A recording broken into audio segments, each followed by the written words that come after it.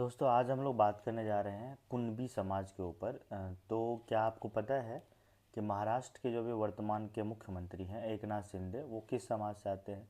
क्या आपको पता है कि मध्य प्रदेश के बीजेपी के कद्दावर नेता जो पहले कांग्रेस में हुआ करते थे ज्योतिरादित्य सिंधिया वो किस कास्ट से आते हैं? क्या आपको पता है बिहार के मुख्यमंत्री श्री नीतीश कुमार कौन से कास्ट से आते हैं?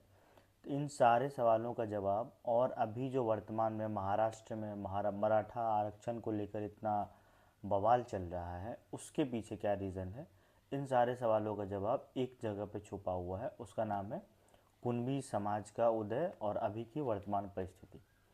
तो इसको जानने के लिए तो हम ये समझते हैं कि कुणबी समाज क्या है और इसकी उत्पत्ति और उसका आगे विस्तार कैसे हुआ। तो बेसिकली इस सब चीज़ों को समझने के लिए हमें महाराष्ट्र आना पड़ेगा। तो जब मराठा साम्राज्य का विस्तार हुआ तो उसमें दो प्रकार के लोग सामने आए, जिसमें से एक वो खुद हुआ करता था जो युद्ध के समय हथियार उठा ले वो, और दूसरे वो जो युद्ध के समय और जब शांत चल रहा हो, जब शांत हो साम्राज्य, उस समय जो कृषक का कार्य करते थे वो समाज। तो ये दोनों पहले एक ही हुआ करते थे। इन दोनों में शादी विवाह, एक साथ रहन सहन, ये सारी प्रथाएं चलती थी। तो उसके बाद क्या हुआ कि धीरे धीरे धीरे कुणबी और मराठा अलग अलग हो गए। पहले ये दोनों एक ही थे, एक ही जैसे रहन सहन थे और वो एक ही तरह से सब चल रहा था। बट धीरे धीरे बाद में ये अलग हो गए। और जो ज्योतिरादित्य सिंधिया हैं वो उनका ग्वालियर साम्राज्य जो है वो अलग बन गया। और ये महाराष्ट्र से ही इवन अगर आप पटेल देखें ना, लेवा पटेल, वो गुजरात में जो पाए जाते हैं वो लोग भी इसी कास्ट के समकक्ष माने जाते हैं। एवं बिहार एवं उत्तर प्रदेश में जो कुर्मी समाज मिलता है, मध्य प्रदेश में भी कुछ जगह कुर्मी समाज आपको मिलेंगे, तो इवन कि छत्तीसगढ़ में आपको कुर्मी समाज मिलेंगे। तो वो कुर्मी जो है यही कुणबी हैं, मतलब ये लैंग्वेज का अलग अलग प्रोनाउंसिएशन है, बट ये एक ही कृषक समाज हैं ये लोग। और ये जो जितने भी अभी बिहार के मुख्यमंत्री हो गए, ज्योतिरादित्य सिंधिया हो गए, महाराष्ट्र के मुख्यमंत्री हो गए, इवन बड़े बड़े नेता कुर्मी समाज से आते हैं जो जिसका काम था कृषक का कार्य करना। तो पहले क्या होता था, जैसे जैसे मराठा और कुणबी का वर्क डिफाइन हुआ तो कुणबी एक कृषक समाज बन गया और मराठा एक, मतलब ऐसा था, योद्धा समाज बन गया। तो जब भारत आज़ाद हुआ और बहुत बाद के काल में जब ब्रिटिश बरतानिया हुकूमत यहाँ आ गई थी, तो उस समय ये हुआ कि मतलब कास्ट के आधार पे तो कोई लड़ाई करने जाएगा नहीं, मतलब ऐसा नियम कानून में बदलाव हुआ, कोई भी आदमी फोर्स ज्वाइन कर सकता है। तब ये हुआ कि मराठा लोग जो थे उसके पास फिर वो लोग एग्रीकल्चर पे ही डिपेंडेंट हो गए, उन लोग का अलग अलग तरीके का काम हो गया। लेकिन कुणबी समाज तो जुड़ा रहा इससे। बाद में कुणबियों ने अलग अलग क्षेत्र में वो लोग भी गए, वो लोग भी विद्वान बने बड़े बड़े। लेकिन जो मेन काम था जिससे उनका जुड़ाव शुरू से था वो था कृषक। तो उस वजह से कुणबी समाज शुरुआत से ही ओबीसी में रखा गया उनको, कुणबी समाज को। अब मराठा के साथ दिक्कत ये हो गया कि मराठा जो है, मतलब पहले बात करें तो वो तो योद्धा थे। उसके बाद जब उनको इस युद्ध में मौका नहीं मिला या फिर ऐसा प्रावधान नहीं किया गया कि मराठा सिर्फ सैनिक बनेंगे, तो उनके पास और दूसरे दूसरे व्यापार में ट्राई करने के लिए और कृषि में ट्राई करने के अलावा और कुछ बच नहीं गया। वर्तमान में मराठा साम्राज्य जो है मूल रूप से कृषि पे ही आधारित है।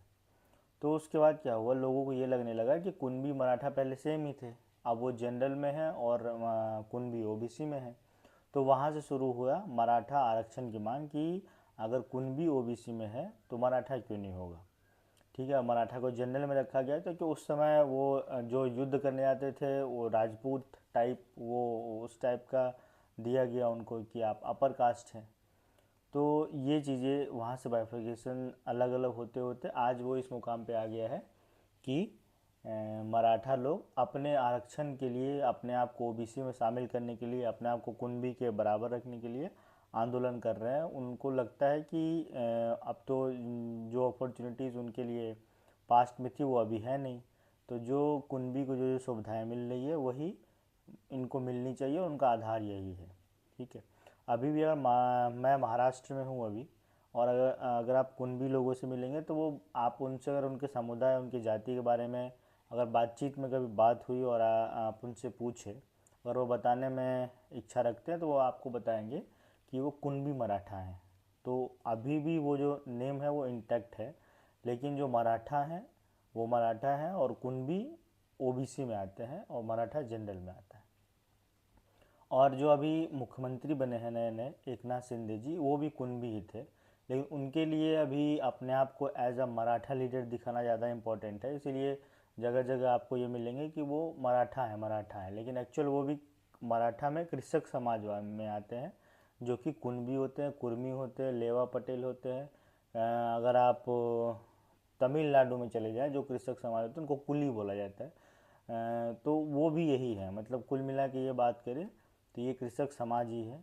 और ऐसा अभी अपने आप को मराठा दिखाने की कोशिश चल रही है महाराष्ट्र में। तो जो मेन समस्या है और मेन जो इश्यूज़ हैं वो इसी वजह से है कि अगर अपॉर्चुनिटीज़ हमारी कम हुई है तो हमें भी कुनबी में शामिल किया जाए। तो कुनबी समाज का मोरलेस ये अध्ययन है कि अभी वो ओबीसी में है, वो कहाँ से स्टार्ट किए, उनको किस वजह से वो अलग हुए, वहाँ से बड़े बड़े साम्राज्य अभी भी एक महाराजा ज्योतिरादित्य सिंधिया हैं और जो बड़े बड़े नेता हैं इवन बहुत सारे स्टेट में डोमिनेंट है, पॉलिटिकली डोमिनेंट है। और ख़ास करके अगर महाराष्ट्र की बात करें, कोंकण रीजन की बात करें तो कुनबी डोमिनेंट है।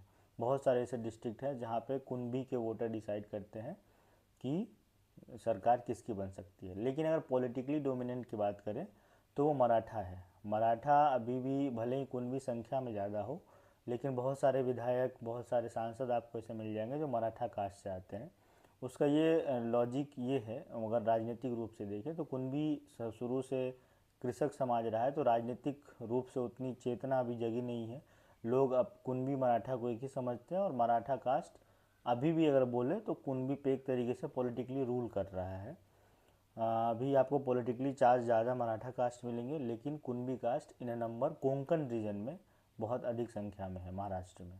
इवन अगर आप बिहार उत्तर प्रदेश में भी देखें तो बहुत सारी सीटों पे कुनबी डिसाइडिंग फैक्टर या कुर्मी उधर बोलते हैं, तो कुर्मी डिसाइडिंग फैक्टर रहते हैं।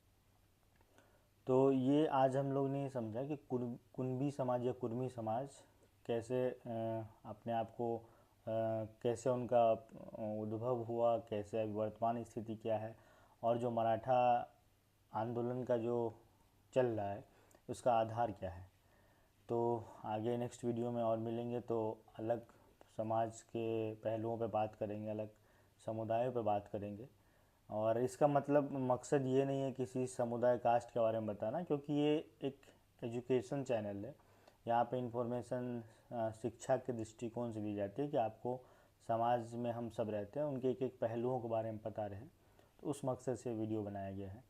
अगर आपको ये वीडियो अच्छा लगा हो तो अगर आप यूट्यूब पे देख रहे हैं तो उस चैनल को सब्सक्राइब कर लीजिए, और अगर फेसबुक पे देख रहे हैं तो लाइक कर लीजिए, फॉलो कर लीजिए चैनल को।